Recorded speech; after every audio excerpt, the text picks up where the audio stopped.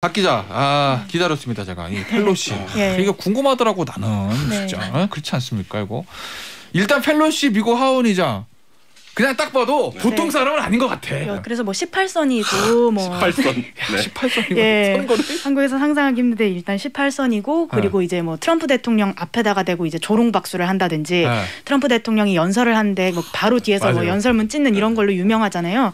그런데 이제 우리나라에서 좀 펠로시의 영향력을 잘 몰랐던 것 같은 게 이번에 뭐 의정 관련해서 논란 벌어지고 했을 때 이 사람은 국회분이다. 의회분이니까 행정부가 나설 필요 없다. 이런 식으로 굉장히 정부에서 디펜스 논리를 만들었었는데 미국에서는 의회에서 대외 정책이나 외교에 굉장한 영향력을 많이 갖고 있어요.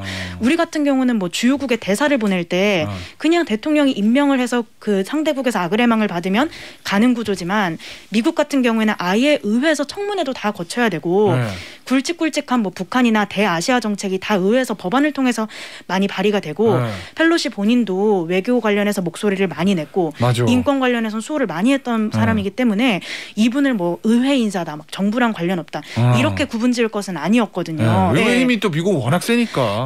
그리고 또 어떤 분이 이런 얘기 하시더라고요. 펠로시 본인이 이제 자주 본인 입으로 이야기를 하기로 펠로시는 자기만의 장부 같은 게 있어서 정치 인생을 하면서 이렇게 만났던 사람들이나 이런 걸 플러스 마이너스 뭐 이런 식으로 기록을 한다는 거예요.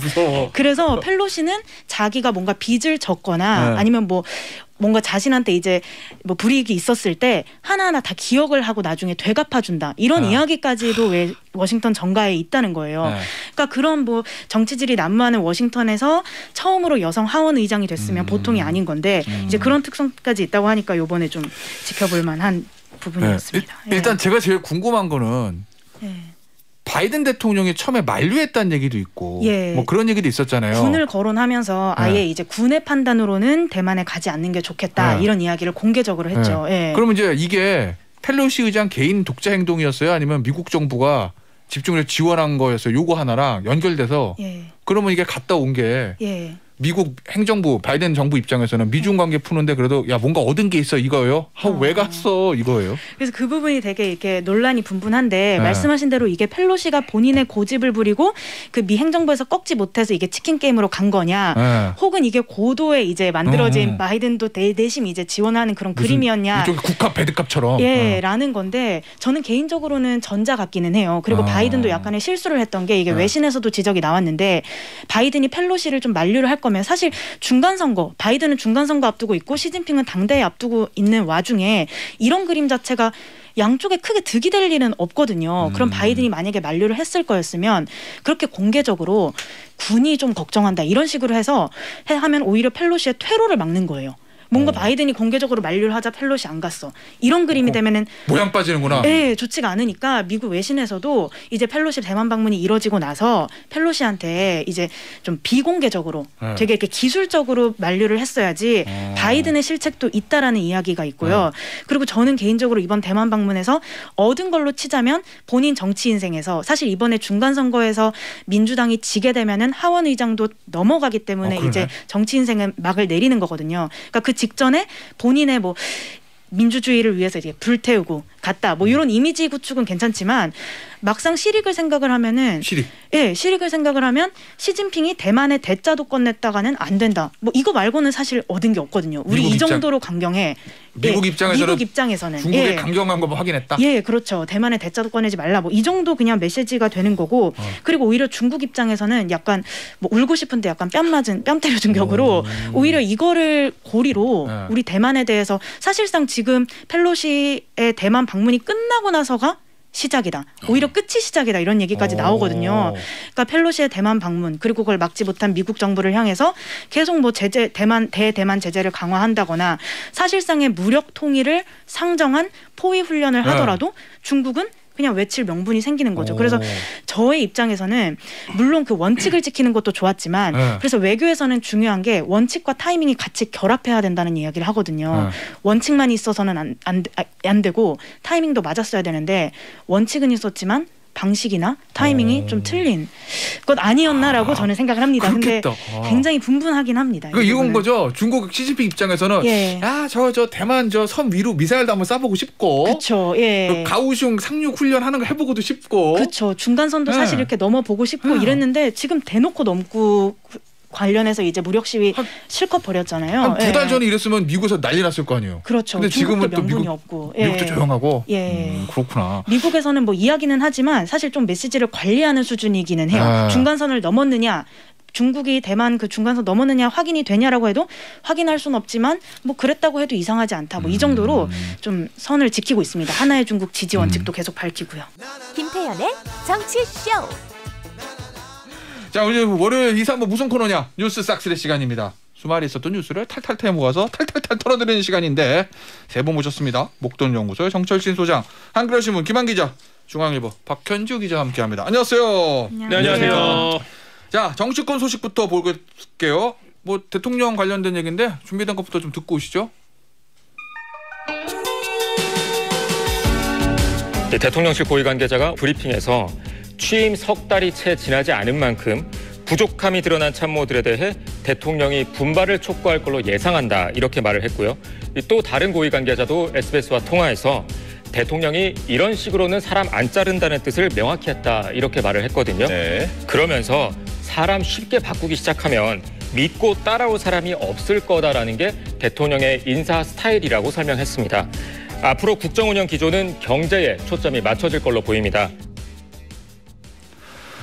자, 윤석열 대통령 관련된 SBS 보도 내용 좀 들어보셨는데 오늘 대통령이 한 8시 50분인가? 네. 9시 전에 이제 출근하면서 도어 스태핑 시간에 무슨 얘기를 할까 우리가 또 귀를 기울이지 않았겠습니까? 네. 그거 앞서 뉴스 싹쓸이 시간 뉴스 온 더 블럭 때 말씀을 드렸는데 한 번만 더 소개해 주시죠, 김한 기자. 네, 일단 뭐 여러 가지 휴가 기간에 워낙 많은 일들이 있어갖고 오늘 도어 스태핑에서 무슨 메시지를 내놓을 거냐 관심을 모았었는데요. 뭐 조금 이제 신중한 모습을 보이긴 했습니다. 그러니까 초심을 지키겠다, 초심으로 돌아가겠다 이런 얘기했고요.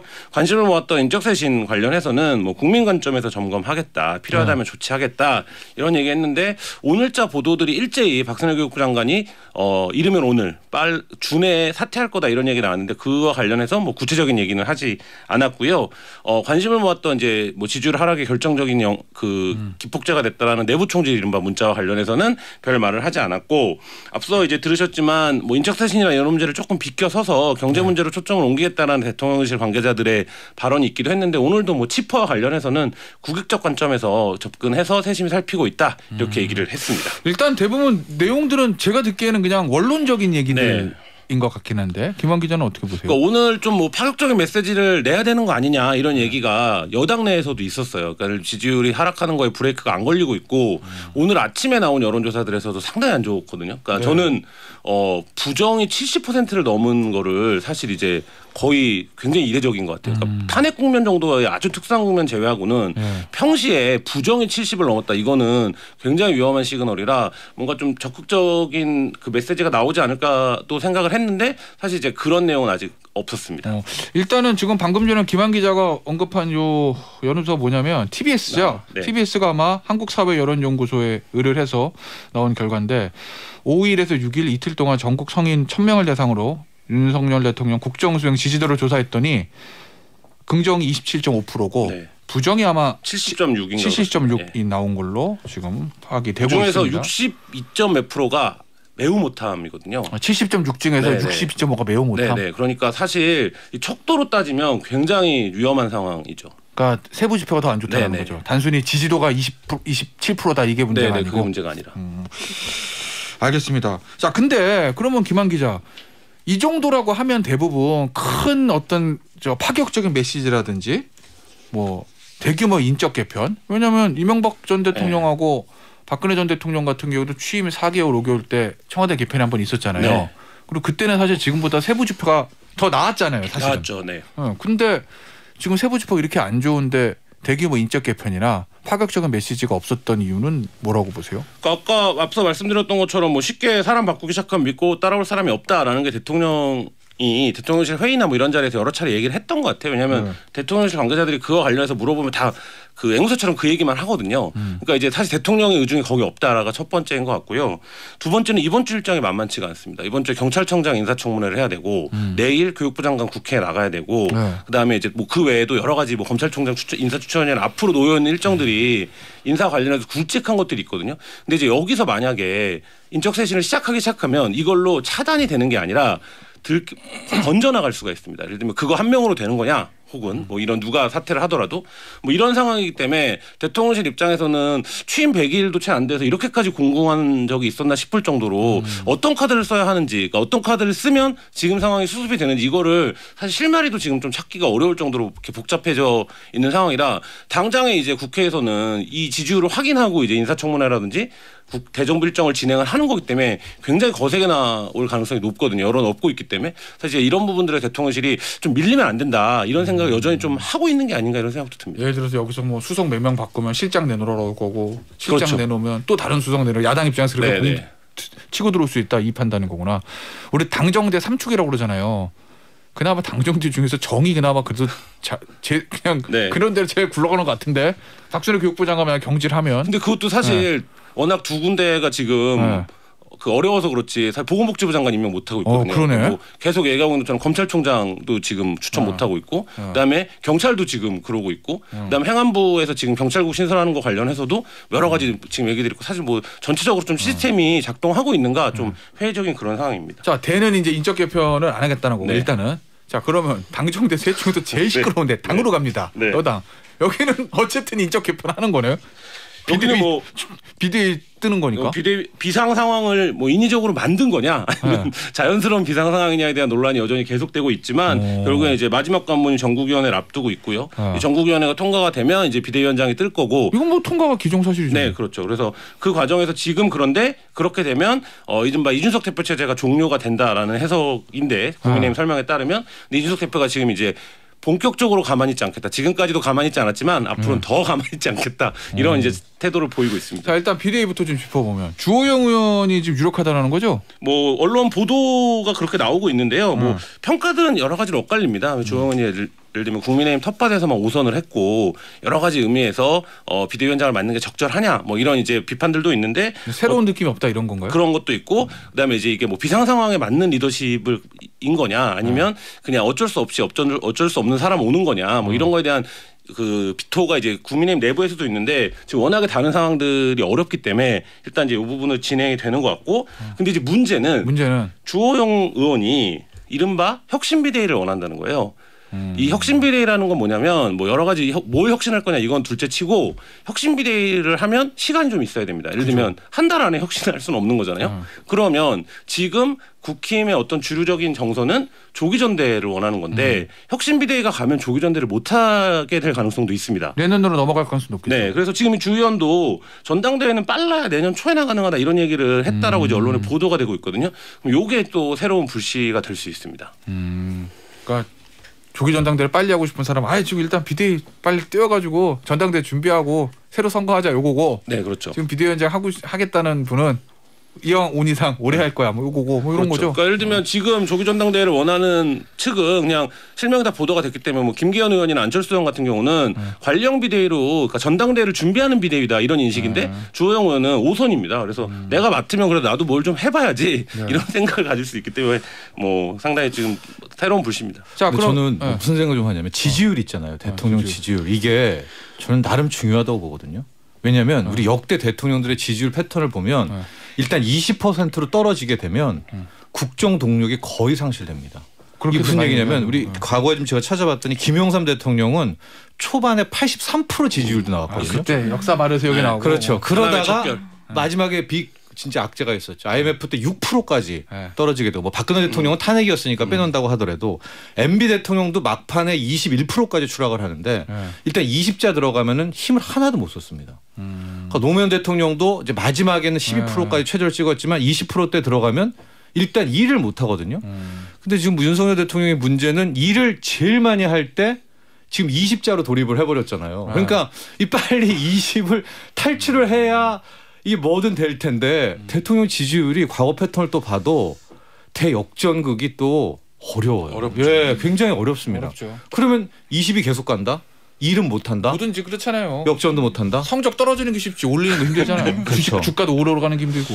그러니까 뭐 지지율이 저는 단순히 포인트가 아니라 일하는 동력으로 생각한다면 지금 아이들 학교 빨리 가는 것 이런 것들도 지금 다 막혀 있지 않습니까? 그러니까 그것 때문에 떨어졌는지 뭐 이건 알 수는 없지만은 그런 상황이어서 저는 이 지지율 20%를 올릴 수 있을 거야 이렇게 간단하게 여당이라든가 청와대가 치부하기에는 말씀하신 것처럼 구체 정책이 얘기된 지 회자되기 시작한 지 한 일주일 만에 대통령이 싫은 이유에서 5%를 차지하기는 쉽지 않거든요. 근데 지금 입학 연령 낮추는 문제가 그렇게 등장을 했어요. 여론조사 세부 지표를 보면 그러니까 이게 굉장히 바닥 여론에 크게 영향을 미치고 있다고 봐야 됩니다. 자, 알겠습니다. 저 비대위 관련해서 국민의힘 관련해서 하나만 더 짚어볼게요. 앞서 잠시 그 얘기하셨잖아. 이준석 대표가 더 강하게 붙을 수도 있다는 거. 그럼 뭐 있어요? 쓸 수 있는 카드가? 지금 카드를 여러 개를 밝혔는데 일단은 가처분 신청을 내겠다는 겁니다. 이 의사결정 자체에 대한 가처분 하나 낼 거고 왜냐하면 사퇴를 선언했던 최고위원들이 의결에 참여했다. 이 과정에 문제가 있다라는 거고 비대위원장이 뽑히면 이 비대위원장의 직무에 대한 가처분을 내겠다.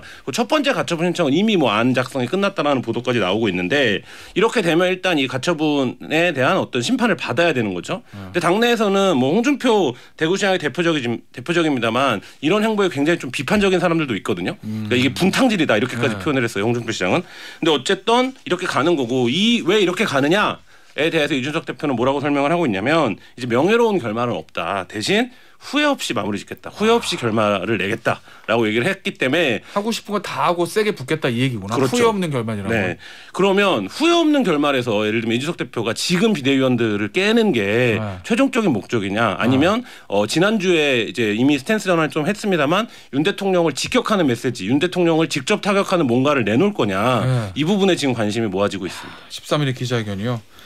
이거 보니까 뭐 국바세? 네. 국민의힘 바로 세우기? 뭐 이준석 대표하고 이제 가까운 친 이준석계 당원들이나 아마 보니까 주로 주도하는 사람들이 그 나눔 국대다 통해서 들어왔다는 대변인들이 주도하는 것 같은데 지금 5천 명 이상 이 국민의힘 바로 세우기에 모였다고 해요. 그리고 오늘 토론회도 열고 하는데 근데 지금 기억하시겠지만 이준석 대표가 될 때도 당원 유입이 대거 일어났고 이준석 대표가 어려울 때 최근에도 당원 가입을 굉장히 독려했었거든요. 그러니까 실제로 당원 중에 이준석 대표를 보고 들어온 당원들이 있기 때문에 이 당원들이 지금 조직적으로 움직이고 여기서 뭔가 이 정치적인 어떤 토대가 되고 이런 과정들이 되면 이 내부는 상당히 오래 갈 겁니다. 왜냐하면 이준석 대표를 이렇게 몰아낸다고 하더라도 이 당원들이 남아서 계속 당내에서 이런 활동을 이어간다? 이 자체가 이제 굉장히 좀 당내의 어려움을 고착화시킬 가능성도 있습니다. 알겠습니다. 이 얘기는 아마 이번 주 내내 정치 코너에서 하게 될 것 같습니다. 이제 토요일 날 기자회견 있기 전까지. 여기서 오늘은 마무리하고 박 기자, 기다렸습니다 제가. 이 펠로시 이거 궁금하더라고 나는 진짜 그렇지 않습니까 이거. 일단 펠로시 미국 하원의장 그냥 딱 봐도 보통 사람은 아닌 것 같아. 여장부죠. 그렇죠. 그죠. 그래서 뭐 18선이고 뭐 18선. 18선이고 선거를 한국에서 상상하기 힘든데 일단 18선이고 그리고 이제 뭐 트럼프 대통령 앞에다가 대고 이제 조롱 박수를 한다든지 트럼프 대통령이 연설을 하는데 뭐 바로 뒤에서 뭐 연설문 찍는 이런 걸로 유명하잖아요. 그런데 이제 우리나라에서 좀 펠로시의 영향력을 잘 몰랐던 것 같은 게 이번에 뭐 의정 관련해서 논란 벌어지고 했을 때 이 사람은 국회분이다. 의회분이니까 행정부가 나설 필요 없다. 이런 식으로 굉장히 정부에서 디펜스 논리를 만들었었는데 미국에서는 의회에서 대외 정책이나 외교에 굉장한 영향력을 많이 갖고 있어요. 우리 같은 경우는 뭐 주요국에 대사를 보낼 때 그냥 대통령이 임명을 해서 그 상대국에서 아그레망을 받으면 가는 구조지만 미국 같은 경우에는 아예 의회에서 청문회도 다 거쳐야 되고 굵직굵직한 뭐 북한이나 대아시아 정책이 다 의회에서 법안을 통해서 많이 발의가 되고 펠로시 본인도 외교 관련해서 목소리를 많이 냈고 인권 관련해서는 수호를 많이 했던 사람이기 때문에 이분을 뭐 의회 인사다 막 정부랑 관련 없다 이렇게 구분지을 것은 아니었거든요. 의회 힘이 또 미국 워낙 세니까. 네, 그리고 또 어떤 분이 이런 얘기 하시더라고요. 펠로시 본인이 이제 자주 본인 입으로 이야기를 하기로 펠로시는 자기만의 장부 같은 게 있어서 정치 인생을 하면서 이렇게 만났던 사람들이나 이런 걸 플러스 마이너스 뭐 이런 식으로 기록을 한다는 거예요. 그래서 펠로시는 자기가 뭔가 빚을 졌거나 아니면 뭐 뭔가 자신한테 이제 뭐 불이익이 있었을 때 하나하나 다 기억을 하고 나중에 되갚아준다. 이런 이야기까지도 왜 워싱턴 정가에 있다는 거예요. 그러니까 그런 뭐 정치질이 난무하는 워싱턴에서 처음으로 여성 하원 의장이 됐으면 보통이 아닌 건데 이제 그런 특성까지 있다고 하니까 이번에 좀 지켜볼 만한 부분이었습니다. 일단 제가 제일 궁금한 거는 바이든 대통령이 처음에 만류했다는 얘기도 있고 뭐 그런 얘기도 있었잖아요. 군을 거론하면서 아예 이제 군의 판단으로는 대만에 가지 않는 게 좋겠다 이런 이야기를 공개적으로 했죠. 그러면 이제 이게 펠로시 의장 개인 독자 행동이었어요? 아니면 미국 정부가 집중을 지원한 거였어요? 요거 하나랑 연결돼서 그러면 이게 갔다 온 게 미국 행정부 바이든 정부 입장에서는 미중 관계 푸는데 그래도 야 뭔가 얻은 게 있어 이거예요. 하고 왜 갔어 이거예요. 그래서 그 부분이 되게 이렇게 논란이 분분한데 말씀하신 대로 이게 펠로시가 본인의 고집을 부리고 그 미 행정부에서 꺾지 못해서 이게 치킨 게임으로 간 거냐, 혹은 이게 고도의 이제 만들어진 바이든도 내심 이제 지원하는 그런 그림이었냐. 이쪽 국값 배드값처럼. 라는 건데 저는 개인적으로는 전자 같기는 해요. 그리고 바이든도 약간의 실수를 했던 게 이게 외신에서도 지적이 나왔는데 바이든이 펠로시를 좀 만류를 할 거면 사실 중간선거, 바이든은 중간선거 앞두고 있고 시진핑은 당대회 앞두고 있는 와중에 이런 그림 자체가 양쪽에 크게 득이 될 일은 없거든요. 그럼 바이든이 만약에 만류를 했을 거였으면 그렇게 공개적으로 군이 좀 걱정한다 이런 식으로 해서 하면 오히려 펠로시의 퇴로를 막는 거예요. 뭔가 바이든이 공개적으로 만류를 하자 펠로시 안 갔어. 이런 그림이 되면은 모양 빠지는구나. 네, 좋지가 않으니까 미국 외신에서도 이제 펠로시 대만 방문이 이뤄지고 나서 펠로시한테 이제 좀 비공개적으로 되게 이렇게 기술적으로 만류를 했어야지 바이든의 실책도 있다라는 이야기가 있고요. 그리고 저는 개인적으로 이번 대만 방문에서 얻은 걸로 치자면 본인 정치 인생에서 사실 이번에 중간 선거에서 민주당이 지게 되면은 하원 의장도 넘어가기 때문에 이제 정치 인생은 막을 내리는 거거든요. 그러니까 그 직전에 본인의 뭐 민주주의를 위해서 이제 불태우고 갔다. 뭐 이런 이미지 구축은 괜찮지만 막상 실익을 생각을 하면은 실익을 생각을 하면 시진핑이 대만의 대자도 꺼냈다가는 안 된다. 뭐 이거 말고는 사실 얻은 게 없거든요. 우리 이 정도로 강경해. 미국 입장에서는 중국의 강경한 거 확인했다. 예, 그렇죠. 대만의 대자도 꺼내지 말라. 뭐 이 정도 그냥 메시지가 되는 거고. 그리고 오히려 중국 입장에서는 약간 뭐 울고 싶은데 약간 뺨 때려준 격으로 오히려 이거를 고리로 우리 대만에 대해서 사실상 지금 펠로시의 대만 방문이 끝나고 나서가 시작이다. 오히려 끝이 시작이다. 이런 얘기까지 나오거든요. 그러니까 펠로시의 대만 방문 그리고 그걸 막지 못한 미국 정부를 향해서 계속 뭐 대대만 제재를 강화한다거나 사실상의 무력 통일을 상정한 포위 훈련을 하더라도 중국은 그냥 외칠 명분이 생기는 거죠. 그래서 저의 입장에서는 물론 그 원칙을 지키는 것도 좋았지만 그래서 외교에서는 중요한 게 원칙과 타이밍이 같이 결합해야 된다는 이야기를 하거든요. 원칙만 있어서는 안 되고 타이밍도 맞았어야 되는데 원칙은 있었지만 방식이나 타이밍이 좀 틀린 것 아니었나라고 저는 생각을 합니다. 근데 굉장히 분분하긴 합니다. 이건 거죠. 중국 시진핑 입장에서는 저 대만 저 섬 위로 미사일도 한번 쏴보고 싶고, 그렇죠. 예. 가오슝 상륙 훈련하는 거 해보고도 싶고, 그렇죠. 중간선도 사실 이렇게 넘어보고 싶고 이랬는데 지금 대놓고 넘고. 관련해서 이제 무력 시위 실컷 벌였잖아요. 한 2달 전에 이랬으면 미국에서 난리 났을 거 아니에요. 그렇죠. 근데 지금은 또 명분이 없고. 미국도 조용하고.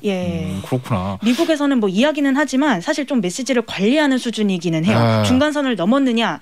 중국이 대만 그 중간선 넘었느냐 확인이 되냐라고 해도 확인할 수는 없지만 뭐 그랬다고 해도 이상하지 않다. 뭐 이 정도로 좀 선을 지키고 있습니다. 하나의 중국 지지 원칙도 계속 밝히고요. 근데 정 소장, 나는요. 이게 보면서 대만이 중국 입장에서 진짜 중국 입장에서 중요할 거 아니에요. 하나의 중국 원칙이고 미국도 거기가 이제 중국에 넘어가면 남중국해 지나다닐 때 동아시아도 힘들어지니까 뭐 항행의 자유 얘기하는데 난 갑자기 그 생각도 들었어요. 중국에 대만에 TSMC가 없으면 미국이랑 중국이 저렇게까지 난리칠까라는 생각도 좀 혼자 해봤는데 그쵸.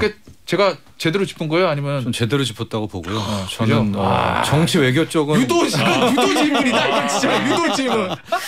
정치 외교 살짝 보고 이제 경제 쪽으로 좀 해석하게 되죠. 모든 이제 버릇이 그렇게 되는 건데 2주 전에 정말 충격적인 뉴스가 나왔습니다. 뭐요? 이게 뭐냐면 중국에서 7나노 반도체를 개발하고 생산하고 공급까지 했다는 건데 좋은 거예요, 7나노? 엄청난 거죠. 왜냐하면 그걸 이렇게 생각하면 돼요. 우리가 반도체 그 막 회로 설계도 그리잖아요. 그 선 폭이라고 생각하시면 돼요. 그러니까 폭이 작게 그려서 그걸 만들수록 효율도 좋고 쉽게 말해서 완전 첨단이다.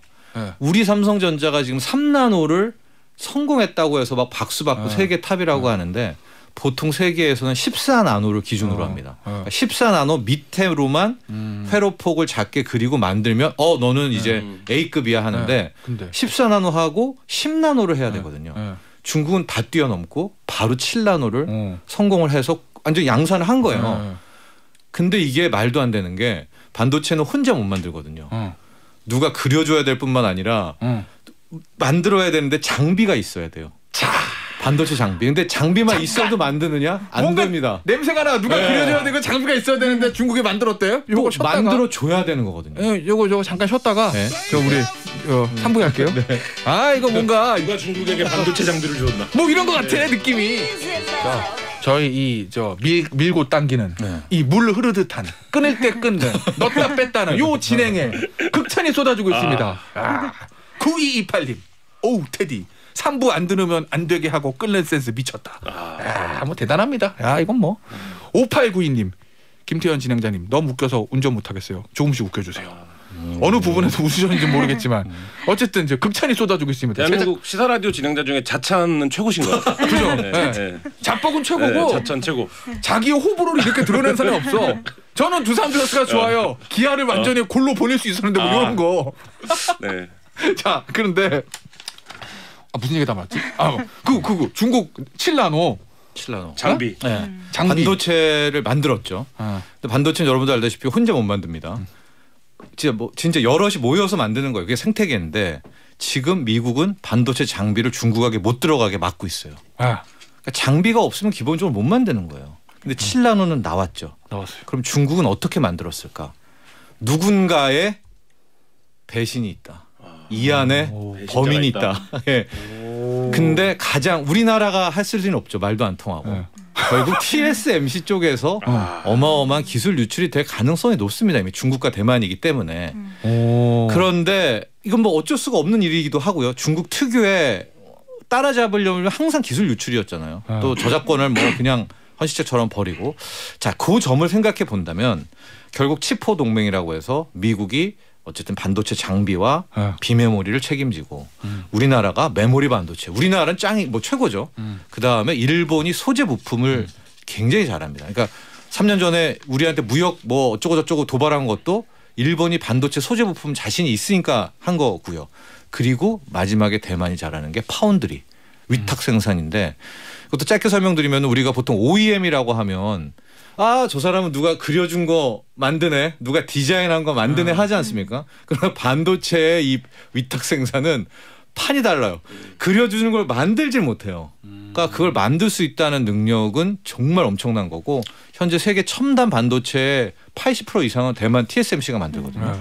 그러니까 이 넷이 뭉치려는 게 칩4 동맹이잖아요. 그러니까 이번에 중국이 엄청나게 저렇게 따라잡는 것을 보고 미국도 긴장을 했었을 것 같아요. 그래서 바이든은 우리나라한테 와서 삼성전자 갖고 뭐 이런 식으로 칩4 동맹을 공고히 하게 되는데 대만을 확실히 끌어들여야 되잖아요. 하고 이런 거 TSMC한테 경고도 줘야 되잖아요. 경고도 줬는데 나도 중국에 장비 몰래 주고 뭐 기술 유출하면 그 제 뇌피셜입니다만. 근데 누가 해야 되느냐? 바이든은 못하죠. 바이든이 대만 간다 전쟁 나죠. 그럼 자네 젤렌 재무장관 우리나라에 왔지만 수장이 행정부가 대만 못 갑니다. 가도 그래도 논란은 있지만 명분도 되고 중국도 쉽게 도발할 수 없는 결국 이거는 의원 섹터에서 찾아야 되는 거고요. 그 중에서도 비중을 쳐야 되고 역시 서열 3위 대통령 유고시 2위 그다음이죠. 네. 낸시 펠로시가 가서 하원 의장이 가서 TSMC 수장까지 만나면서 마지막 칩4 동맹의 도장까지 찍고 오는. 그러니까 왜 펠로시가 대만 갔느냐 여러 가지 정치 외교적인 것도 있지만 경제 쪽으로 본다면 이번에 이 칩4 동맹이라는 반도체를 완전히 패권을 미국이 감아주겠다.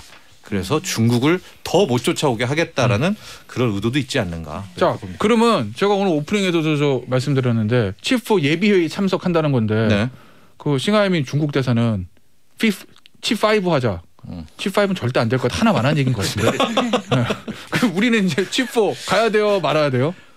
가기로 한 것 같아요. 추경호 경제부총리도 우회적으로 말했고 뭐 안철수 의원도 들어갈 수밖에 없지 않느냐 뭐 이런 표현도 썼고요. 들어갈 수밖에 없지 않겠느냐 현 상황에서는 하고 결국 윤석열 대통령도 경제 안보라는 것을 이번 윤석열 정부의 핵심 키워드라고 이야기했을 때는 갈 것 같습니다. 이제 가게 되는데 그 다음이 문제인 거죠. 그러니까 안 갈 수는 없는 상황이라는 거죠? 안 갈 수는 없죠. 왜냐하면 우리가 이미 그 경제 안보를 외쳤잖아요. 미국 팀에 들어가기로 했는데 칩4 동맹은 안 가. 이거는 또 말이 안 되잖아. 이 교회를 같이 하는 건데 그럼 이런 무슨 문제가 있느냐. 중국은 어떻게 중국? 중국은 반도체 칩4 동맹이 뜨면은 깨갱이죠. 못 쫓아갑니다. 일단은 한 몇 년간은 반도체 칩4 동맹한테 늘 당하게 되지만 이번에도 7나노 성공했잖아요. 어떤 식으로든 칩4 동맹의 균열이든 뭐든 쉽게 말해서 하려면 하잖아요. 돈으로 하든 뭘 하든 이제 하게 되니까 시간 문제인 부분들이 있는데 당장 우리나라의 반도체 산업에서 어떤 영향이 있겠는가 이걸 생각해 보면 저는 좀 약간 의문이 있습니다. 이게 뭐냐면 과거 우주 산업을 놓고 미국과 러시아가 싸우고 너 미국 팀 들어갈래 러시아 팀 들어갈래 했을 때는 실은 그냥 우주 먼저 가면 되거든요. 근데 이 반도체는 중국 팀 들어갈래 미국 팀 들어갈래 해서 이거 하나를 정해서 실력 경쟁을 하는 게 아니라 미국 팀에 들어가 보면 중국이 갖고 있는 시장을 놓쳐버려요. 그러네. 놓치거나 태클을 받아요. 지금 메모리 반도체 70%가 다 중국으로 가는데 가겠죠. 당분간은 중국도 거부할 수가 없으니까. 뭐 살 게 거기밖에 없으니까. 네, 근데 중국도 그밖에 없으니까 그러다가 따라잡는 어느 순간에 보복에 대한 그런 부분들이 함께 있는 거고 이건 뭐 시간이 걸린다고 하더라도 당장 우리 딱 떨어지는 부분들이 뭐냐면 주가라는 거라든가요. 어떤 기업의 경쟁력은 내가 할 수 있는 최대치를 가야 되잖아요. 네, 내가 잘할 수 있으면 난 잘하는 거 극으로 가야 되잖아요. 근데 이런 동맹이니 뭐 누구 패권 밑에 들어가니 이러면 뭘 해야 되냐. 자기 검열을 해야 되는 거예요. 자기 검열? 팀 플레이를 해야 돼요. 그러니까 나는 100을 낼 수 있는데도 얘네들 따져봐서 80이면은 80밖에 못 내는 거거든요. 이건 마치 뭐 우리 김한 기자도 잘 알겠지만 어떤 에이스가 있어요. 에이스를 너 최대한 다해라는 것과 너는 이제 팀의 한 명이야라고 해서 팀 플레이를 하게 되면 그 친구는 역량 발휘가 할 수 있으면서도 못해요. 근데 그냥 우리는 삼성이 그럼 TSMC 잡고 비밀보리 반도체도 세계 1위 하는 게 힘들어질 수도 있다는 거고. 그렇죠. 왜냐하면 이제 분류 자기 역할 발휘를 해야 되니까. 옛날 연세대 농구팀처럼 3점 슈터는 너야. 가드는 너야. 센터는 너야. 이렇게 해버리면 올라운드 플레이어가 될 수 있으면서도 안 되는 경우가 있기 때문에 주가 얘기를 뭐 많이 물어보시도 김은정님이 오늘 반도체들 삼전도 그렇게 안 좋아요 뭐 이렇게 말씀하셨어요. 그러니까 산업은 우리가 버티고 수출은 뭐 이런 건 될지 모르지만 저는 주식은 자본주의의 총화잖아요. 가장 진짜 실력 경쟁을 해야 주가가 반영되는 건데 저는 그래서 칩4 동맹과 주가만 본다면 저는 향후 뭐 반도체 주가가 막 그렇게 대시세를 줄 것 같지는 않다라는 칩4 동맹과 주가는 또 이런 쪽으로 해석해 봅니다. 알겠습니다. 여기는 여기서 마무리하고 하나만 짧게 물어봐. 나 진짜 궁금해. 네. 윤석열 대통령이 안 만났잖아요. 펠로시 의장. 근데 오늘 뭐 중앙일보랑 뭐 기사 보니까 뭐 미국에서 막 미국 홀대했다 막 이런 뭐 얘기가 나온다던데. 근데 그게 내가 펠로시 의장 개인으로 기분 나쁠 것 같긴 해. 펠로시 의장 개인으로. 근데 펠로시 의장 개인의 감정이 중요한 게 아니라 한미 동맹이 관계라는 게 중요한 거잖아요. 이 관계에서 보면은 대통령이 안 만난 게 아주 잘못한 거예요? 전략 미쓴 거예요? 아니면은 근데 이게 전략을 잘 짠 거예요? 대통령실에서 이제 사후에야 마치 묘수를 찾은 것처럼 포장을 하는데 사실 그렇지가 않았고 그냥 제대로 대응을 못했다는 생각만 많이 들기는 하거든요. 그러니까 대통령실에서 하는 설명이 2주 전에 우리가 베케이션이라고 했더니 그쪽에서 오케이 했고 미국은 너네가 생각하는 것만큼 그렇게 쿨하지 않지 않아. 뭐 이런 식으로 이야기를 하거든요.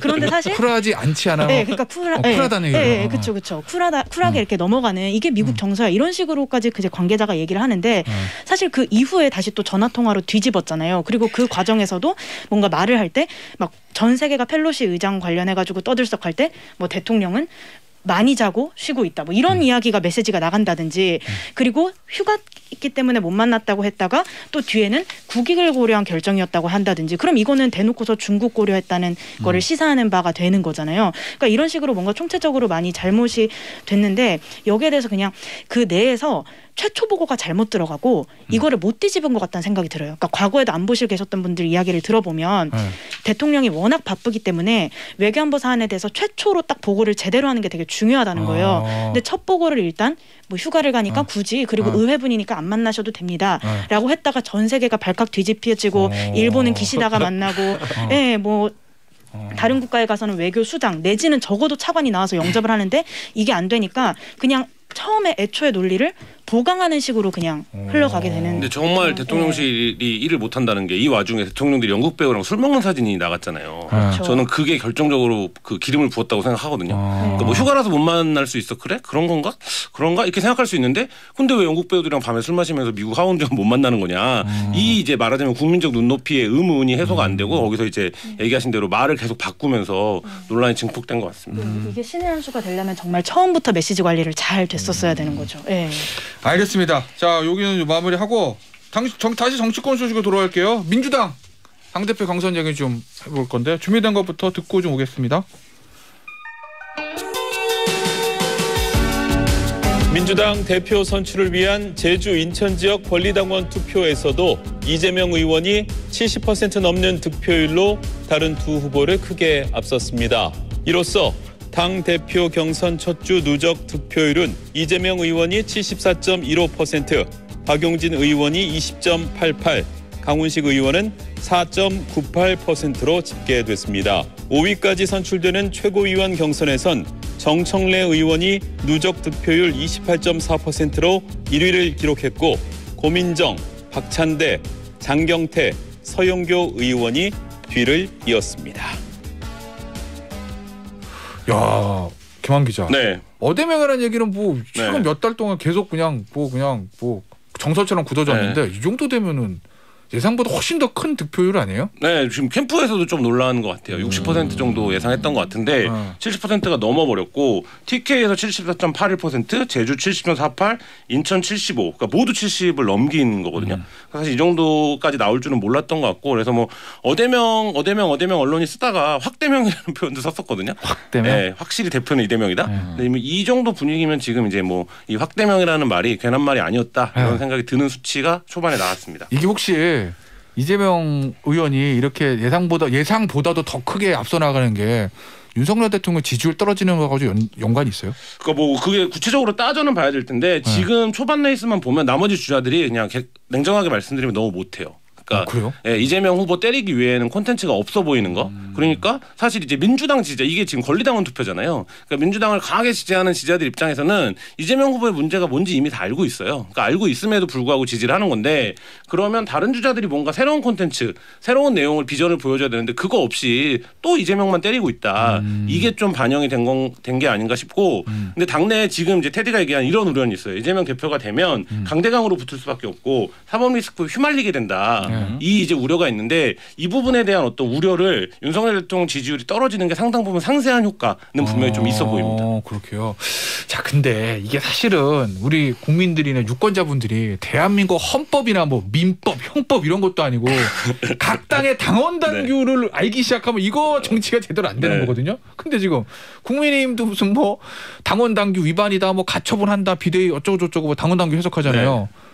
민주당도 또 당원 당규 가지고 난리네. 그러니까 이게 민주당 당원을 보면 당직자가 기소되면 사무총장이 직무를 정지시킬 수 있는 규정이 있어요. 근데 이게 이제 전체를 좀 보면 맥락은 하급 당직자를 대상으로 하는 거 같기는 해요. 그러니까 왜냐하면 사무총장이 이제 바로 당무를 정지시키는 거기 때문에. 사무총장 밑에 있는. 네, 근데 이제 뭐 몇 가지가 이제 지금 이제 이게 국민의힘 때문에 촉발된 논쟁인데 대표를 징계하는 상황이 오다 보니까 그러면 대표가 기소되면 그것도 대표도 당직자니까 바로 직무 정지되는 거 아니야? 이게 이제 논란이 될 수 있는 거죠. 그러니까 이제 이 부분에서 당원을 이제 개정하겠다. 이게 이제 민주당의 입장인 건데 이재명 의원 측에서 그러니까 이재명 의원 개인이 이런 얘기 한 건 아니고 한 건 아니고 이제 민주당에서 이거를 개정해야 되지 않냐. 이게 모호하고 그다음에 규정 대상이나 이런 것들을 명확하게 할 필요가 있고 그다음에 이제 정치적으로 활용될 가능성이 있다. 뭐 세 가지 정도 논리인데 근데 이게 밖에서 한 발 떨어져서 보면 한 명을 위한 당원 규정처럼 개정처럼 보이잖아요. 그러니까 이 자체가 어찌 보면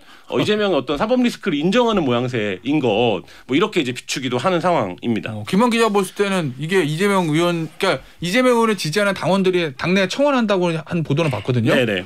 그럼 김한 기자가 만약에 이재명 의원 측의 핵심 브레인이라면 이거 개정하라고 조언할 거예요? 아니면 하면 오히려 역효과 날 거라고 조언할 거예요? 저는 이거 역효과인 것 같아요. 지금 국면에서는. 왜냐하면 이재명 후보가 계속 이제 말을 아끼고 있긴 하지만 말을 하면 굉장히 세게 본인에 대한 사법 리스크가 정치적 공세라고 주장을 하고 있거든요. 그러니까 이제 어떤 카르텔에 대한 공격에 불과하다라는 인식인데 그러면서 물밑에서는 이런 당원을 개정을 해서 누가 봐도 이제 원포인트 같아 보이는데 이렇게 하는 이미지 자체가 뭐 지금 도움이 될까 이런 생각이 들고 또 한 가지는 이 조항을 제가 읽어드리면 뇌물과 불법 정치자금 수수 등 부정부패와 관련한 법 위반 혐의로 기소된 각급 당직자이거든요. 대상이. 근데 이거를 어떻게 그러니까 말하자면 요 문장을 어떻게 바꿔야 이 더 좋은 합리적인 안이라고 설명할 수 있을지 그러니까 이 부분에 대해서는 사실 다루기 굉장히 까다롭고 이재명 후보 입장에서는 뭔가 좀 이중 플레이를 하는 것 같은 이런 인상도 사실 있어 보입니다.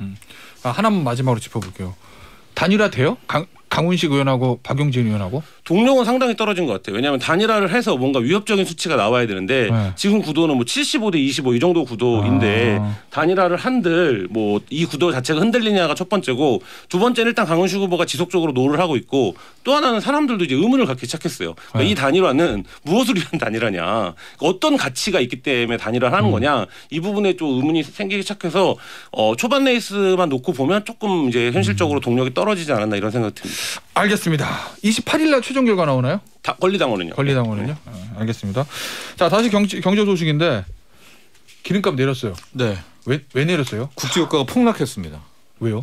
근데 나 참 물어보면서 웃기네. 네. 올라가면 왜 올라가냐고 따지다네. 내려가니까 왜 10이야? 감사합니다 그래야지. 근데 폭락의 과정이 좀 웃겨요. 웃겨요? 네. 왜냐면 이제 바이든 대통령이 중동 한번 갔다 왔잖아요. 그때 망했잖아 가서. 네, 문전박대 당했는데 오면서 무슨 얘기를 했냐면 8월 3일 날 오페크 플러스 회의가 있다. 문전박대가 아니라 분명히 여기에서 증산을 해줄 것이다. 이제 믿고 기다리고 있었어요. 8월 3일 저녁이 됐습니다. 증산 발표를 하는데 고작 10만 배럴 증산을 발표해요. 원래 어느 정도 해야 되는데? 원래 60만 배럴 이전까지 했었거든요. 그러니까 기존의 증산 양보다도 더 적은 양을 증산한 거고 우리 지구가 하루에 1억 배럴 써요. 많이 쓴다. 그중에서 10만 배럴 증산이란 거는 그러니까 완전히 그 10만 배럴 발표라는 건 바이든 대통령을 진짜 더 모욕하는 거네. 어떤 모습은? 무시한 거죠. 진짜 그 중동 간 이런 걸 완전히 바이든을 염두에도 안 든 사우디아라비아 결정이 난 거예요. 월급 올려달라니까 1,000원 올려준 거잖아 그냥. 그렇죠. 올려주는데 되게 기분 나쁠 것 같아 그러면. 그러니까 그렇죠. 완전히 이제 바이든의 그 미국의 거의 패권이 무너지는 듯한 그러니까 그 순간에 유가가 폭등을 하기 시작하는데 그로부터 몇 시간 후에 백악관도 등장하고요. 미국의 에너지 정보청까지 등장해서 뭐 하나 발표할 게 있는데 기존에 원유 재고량이라는 게 있어요. 미국 내에는. 근데 그게 계속 발표를 하잖아요. 이게 많이 있을수록 좋잖아요. 70만 배럴이 줄었다라고 발표를 했었어요. 그래가지고 직전에 그래가지고 유가가 올랐는데 그날 갑자기 나와서 정정할 게 있는데 지난번에 원유 재고량이 감소한 게 아니었다. 오히려 460만 배럴이 증가해서 지금 석유가 넘쳐난다. 미국의 창고에. 그래서 올라갔던 유가를 폭락을 시킨 거거든요. 그러니까 이걸 잘 보십시오, 여러분들. 이게 지금 뭐 하는 겁니까? 이거는 누가 봐도 그러니까 음모론이긴 한데 이거 바이든 대통령의 명예를 살리기 위한 미국의 명예를 살리기 위한 발표일 수밖에 없잖아요. 네. 왜냐하면 이대로 갔었으면 바이든 중동 왜 갔냐 유가대로 올라서 또 이런데 오히려 통계 하나로 유가를 눌러놓고 그다음 이틀 연속 지금 눌러가지고 88, 86까지 지금 배럴당 왔습니다. 그러니까 이 상태로만 보면 유가 떨어졌네. 이제 인플레 잡히겠네. 좋기는 하지만 저는 계속 말씀드리지만 이게 근원적인 문제. 즉 산유국들이 맘먹고 대량 생산을 하지 않으면은 또 오릅니다 이거. 또 오르는데 하여간 이 일주일 동안에는 이 해프닝을 좀 보면서 제가 느낀 거는 이제 완전히 중동에 대한 통제권 압박은 끝났구나. 미국은 이제 뭐 사우디, 이란 여기에 옛날처럼 뭐 그냥 말 한마디에 깨갱하는 그런 건 완전히 끝났구나라는 것들을 이번에 유가 하락으로 좀 느낄 수가 있었습니다. 알겠습니다. 자, 그럼 하나만 더 짚어보죠. 이거 이번 주말에 지수 발표 중요한 거 있어요. 8월 10일 날 동그라미 치시고요. 한 9시 밤입니다. 밤.